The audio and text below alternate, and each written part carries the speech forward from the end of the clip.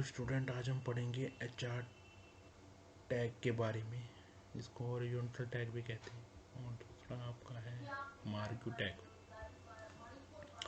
तो HR tag और marquee tag काम कैसे करते हैं वो हम देख लेते हैं।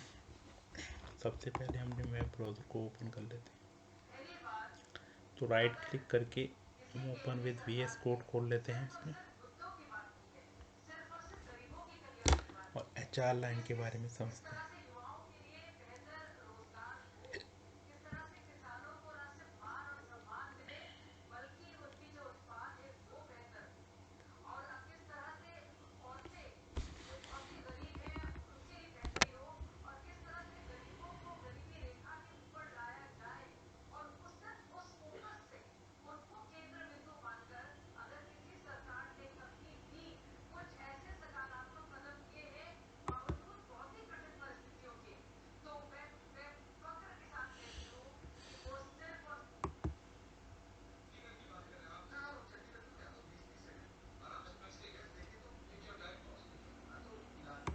तो हम देखते हैं, हमने पिछले क्लास में सिंबल टैग पढ़ा था और फॉर्मेटिंग टैग पढ़ा था।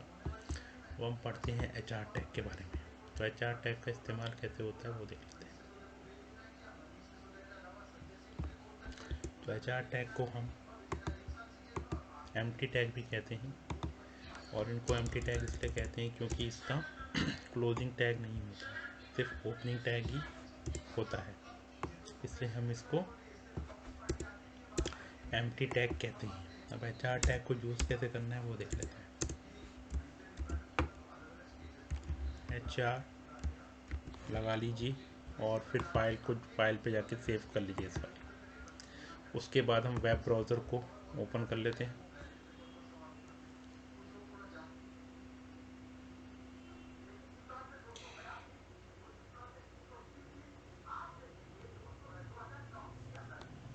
फिर हम वेब ब्राउज़र को ओपन कर लेते हैं।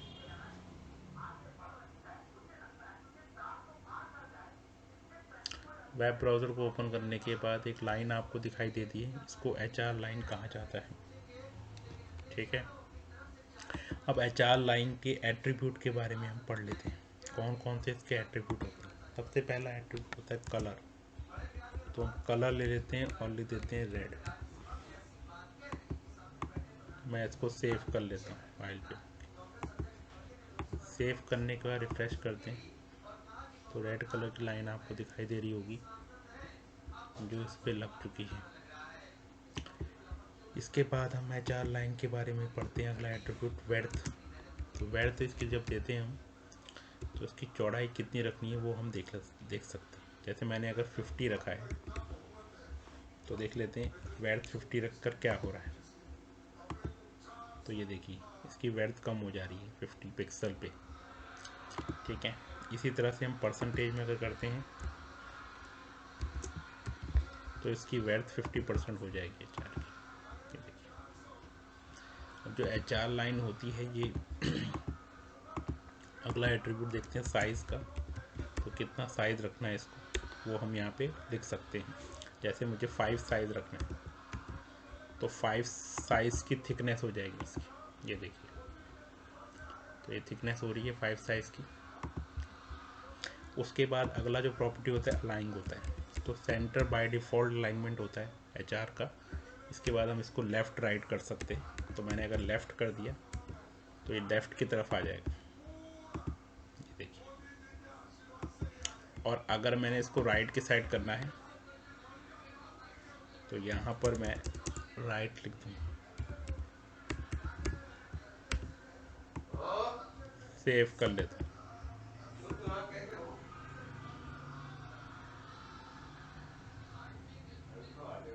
तो राइट पे आ जाता है।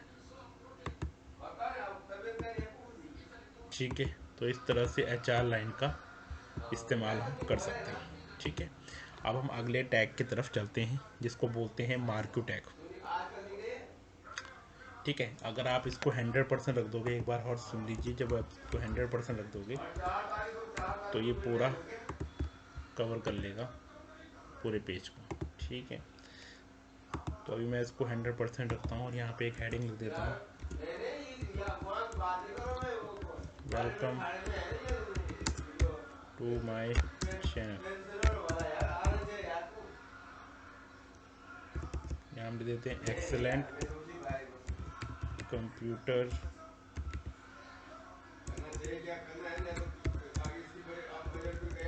एक्सेलेंट कंप्यूटर इंस्टीट्यूट, ये हमने यहाँ पे लिख दिया है। इसके बाद आगे बढ़ते हैं हम।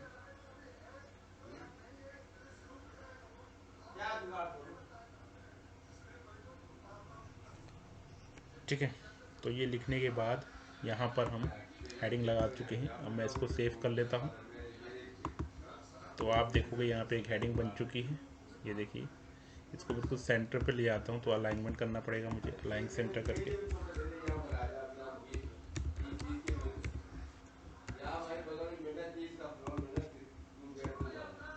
सेंटर पे आ जाए, ठीक है। इसके बाद मैं एक और HR लाइन यहाँ पे लिख देता हूँ, उसी को कॉपी कर लेता हूँ, कॉपी करके पेस्ट कर लेता हूँ। अलाइनमेंट नहीं रखता हूँ मैं इसकी, अभी अलाइनमेंट हटा देता हूँ। इस पर मैं अलाइनमेंट को हटा देता हूँ। वैसे वेड्थ अगर आप नहीं रखोगे तो बिल्कुल 100% ही आएगी बाय डिफ़ॉल्ट, और जो अलाइनमेंट होगा वो सेंटर होगा बाय डिफ़ॉल्ट HR का। तो ये चीज़ का ध्यान रखना। अभी सेव कर लेते हैं हम, तो रिफ़्रेश कर लेते हैं। तो इस तरह से हमारा ये बन चुका है, ठीक है। अब हमें मार्क्यू बनाना है। क्या बनाना है? मार्क्यू। तो मार्क्यू टैग का यूज़ कैसे करते हैं वो देख लेते हैं। तो यहाँ पर हम मार्क्यू टैग लगा देते हैं और यहाँ लिख देते हैं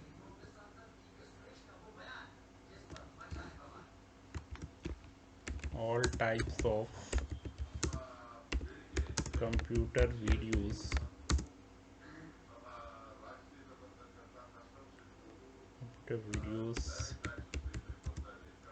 are available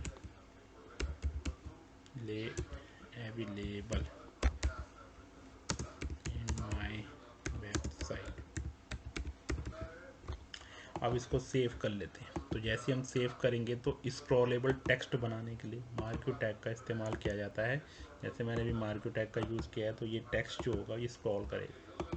तो इसको सेव कर लेते हैं फाइल पे जाकर और रिफ़्रेश कर लेते हैं अपने ब्राउज़र को। तो आप देखोगे एक टेक्स्ट आ रहा है लिखा हुआ, all types of computer related videos. ये टेक्स्ट आपका बढ़ता चला जा रहा है, ठीक है। ये टेक्स्ट आपका क्या हो रहा है? बढ़ता चला जा रहा है।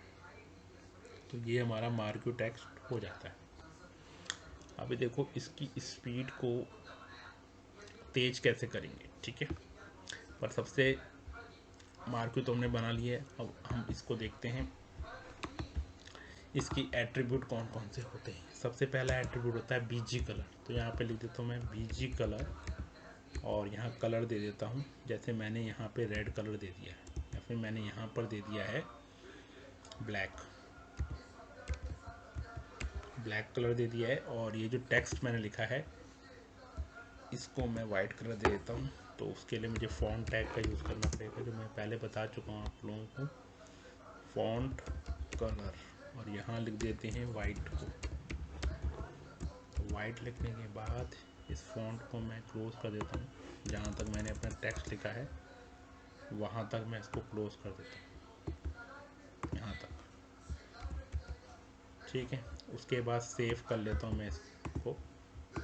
फाइल पे जाके सेव कर लेता हूँ और रिफ़्रेश कर लेता हूँ। तो आप देखोगे इस तरह से हमारा ब्लैक कलर का जो बैकग्राउंड है वो आ रहा है, और ये जो टेक्स्ट आपको दिखाई दे रहा है वाइट कलर का दिखाई दे रहा है, और मार्क्यू हो रहा है, ठीक है। हम आगे बढ़ते हैं। अब होता क्या है, अगली प्रॉपर्टी में वेड्थ और हाइट होती है। तो वेड्थ और हाइट आप अपने हिसाब से दे सकते हैं। अगर आपको वर्टिकली इसको स्क्रॉल करना है तो उसके लिए आपको हाइट देनी पड़ती है, और हॉरिजॉन्टल स्क्रॉल करना है तो वेड्थ आपको बढ़ानी पड़ेगी। तो मैं पहले आपको बता देता हूँ कि वेड्थ और हाइट बढ़ती कैसे है इसमें। तो यहाँ पे ले देता हूँ वेड्थ, और मैं इसको ले लेता हूँ कि मुझे इसकी वेड्थ 50% देनी है, 50% देनी है मुझे इसकी वेड्थ, ठीक है। ये मैं यहाँ ले देता हूँ 50%। अब सेव कर लेते हैं इसको फाइल पे जाकर, और आप देखोगे आपके जो मार्क्यू है उसकी वेड्थ 50% ही रहेगी। ये देखिए 50% हो गई है मार्क्यू की वेड्थ। तो हमने किया था कि वेड्थ हमारी कितनी थी 50%, ठीक है। अभी जो हमारा मार्क्यू चल रहा है वो उस तरह से चल रहा है, ठीक है। तो अभी हम इसको सेव कर लेते हैं फाइल को दोबारा और रिफ्रेश करते हैं, हमारा ये मार्क्यू चलने लगा है, ठीक है। अब इसकी डायरेक्शन को देख लेते हैं। तो डायरेक्शन क्या होता है कि डायरेक्शन अगर मैंने देखा इसको राइट, जैसे लेफ़्ट में मूव कर रहा था बाय डिफ़ॉल्ट, अब हम राइट कर रहे हैं तो आपका मार्क्यू राइट में मूव करना शुरू कर देगा, ये देखिए, ठीक है। इसी तरह से डाउन और अप का होता है ऑप्शन, डाउन और अप भी डालेंगे तो वो इस तरह से मूव करने लग जाएगा, ठीक है। थोड़ा सा हम साइज बढ़ा लेते हैं टेक्स्ट का, तो साइज बढ़ा लेते हैं 7, सेव कर लेते हैं, अभी रिफ्रेश करते हैं, दोबारा आते हैं, साइज बढ़ चुका है, ठीक है। टेक्स्ट का साइज बढ़ेगा तो उसके बैकग्राउंड, जो मार्क्यू का बैकग्राउंड है उसका साइज भी आपको बढ़ने लग जाएगा, ठीक है। अगली प्रॉपर्टी है, अगला जो एट्रीब्यूट है वो है बिहेवियर। तो बिहेवियर तो इसमें 3 तरह के होते हैं। सबसे पहला होता है स्लाइड। तो स्लाइड देख लेते हैं कि स्लाइड क्या करता है।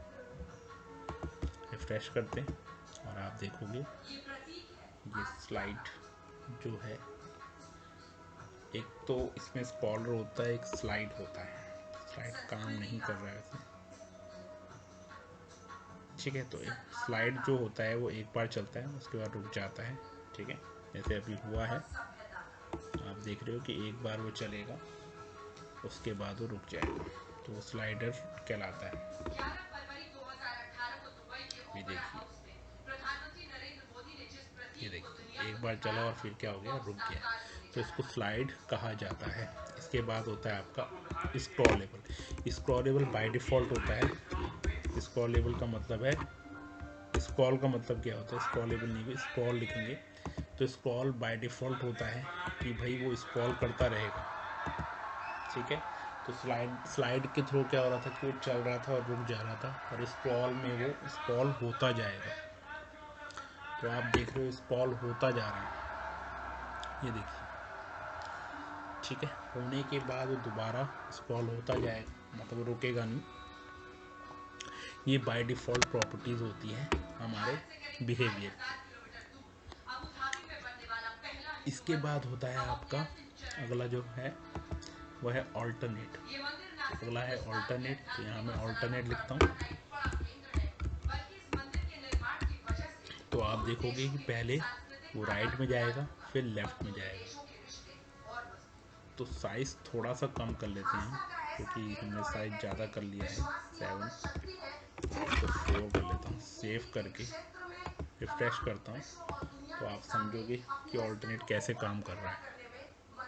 पहले वो राइट में जा रहा है, फिर वो लेफ़्ट की तरफ आ रहा है, ठीक है। तो ये ऑल्टरनेट बिहेवियर होता है हमारे मार्क्यू का। अब हम आगे की प्रॉपर्टी देखते हैं जिसको कहते हैं लूप। अब मुझे इस स्क्रॉल को कितने बार करना है, जैसे अगर मैं कहता हूँ मुझे 3 बार करना है, तो हमारा जो स्क्रॉल है वो 3 बार ही होगा, ठीक है। अगर आप कोई लूप नहीं देते हैं तो हमारा स्क्रॉल लगातार चलता रहेगा, वो रुकेगा नहीं। पर अभी हमने जो लूप दिया है वो 3 दिया है, तो यानी कि 3 बार ही स्क्रॉल करेगा हमारा टेक्स्ट, उसके बाद नहीं करेगा। 3 बार ही स्क्रॉल करने वाला है, उसके बाद नहीं करेगा, ठीक है। तो ये देखिए 3 बार स्क्रॉल किया, उसके बाद हमारा जो मार्क्यू है वो रुक गया है। तो ये होता है लूप का। अगर आप लूप नहीं देते हैं तो वो चलता जाएगा। इसके बाद आगे बात करते हैं कि हमें अपने लूप को, या जो हम मार्क्यू लगा रहे हैं उसको रोकना कैसे, ठीक है। जैसे अगर मैं इसमें माउस रखूँगा तो ये जो मार्क्यू है ये आपका रुक जाएगा, ठीक है। तो ये कैसे होता है, इसके लिए हमें जावास्क्रिप्ट आना चाहिए, पर हम बिना जावास्क्रिप्ट के यहाँ पे एक प्रॉपर्टी बता देता हूँ मैं, जिससे कि आप अपने मार्क्यू को रोक सकते हैं। तो वो क्या होती है, दो फंक्शन होते हैं, एक होता है स्टार्ट, दूसरा होता है स्टॉप। तो यहाँ आपको लिखना है on mouse over. On mouse over का मतलब है जब मैं उसमें माउस रखूँगा तो वो स्टॉप हो जाएगा। तो यहाँ स्टॉप का फंक्शन आप लगा देंगे, ठीक है। और जैसी यहाँ पे सेमीकोलन भी लगाना है, और जैसे ही मैं उस पर माउस हटाऊंगा, यानी कि ऑन माउस आउट करूँगा, तो वो क्या हो जाएगा, वो चलने लग जाएगा। तो यहाँ पे आप स्टार्ट लिख देना इस तरह से। अब इसको हम सेव कर लेते हैं, फाइल पे जाके इसको हम सेव कर लेते हैं और रिफ्रेश कर लेते हैं। अभी आप देखोगे जब मैं माउस रखूँगा तो रुक जाएगा, ये देखिए रुक गया है। और जैसे मैं माउस हटा रहा हूँ चलने लग जाएगा, ये रुक गया है। जैसे ही माउस हटा रहा हूँ चलने लग जाएगा, ये रुक गया। जैसे ही माउस हटाए चलने लगा, ठीक है। तो ये प्रॉपर्टी जो होती है ये हमारे मार्क्यू में लगती है, और बहुत सारी वेबसाइट्स में इस प्रॉपर्टी का इस्तेमाल किया जाता है। अब आगे बढ़ते हैं, मार्क्यू के और क्या क्या एट्रीब्यूट्स हैं, ठीक है। बिहेवियर हमने पढ़ लिया, लूप पढ़ लिया है, ठीक है। बीजी कलर देख लिया, डायरेक्शन भी देख लिया हमने। तो हमने सारी प्रॉपर्टी देख ली है मार्क्यू की, ठीक है। इसमें हाइट भी लगाई जाती है, हाइट को भी हम कम ज़्यादा कर सकते हैं, ठीक है। तो ये हमारा मार्क्यू का प्रॉपर्टी होता है, ठीक है। तो अभी हम इसको यहीं तक छोड़ते हैं। अगली क्लास में हम अगली प्रॉपर्टी पे जाएंगे, जिसको हाइपरलिंक कहते हैं, और हाइपरलिंक का यूज़ मार्क्यू में कैसे होता है ये भी देखेंगे, और लिस्ट टैग का इस्तेमाल कैसे किया जाता है ये भी हम अगली क्लास में देखने वाले हैं। तो अभी के लिए हम यहीं पर क्लास को फिनिश करते हैं।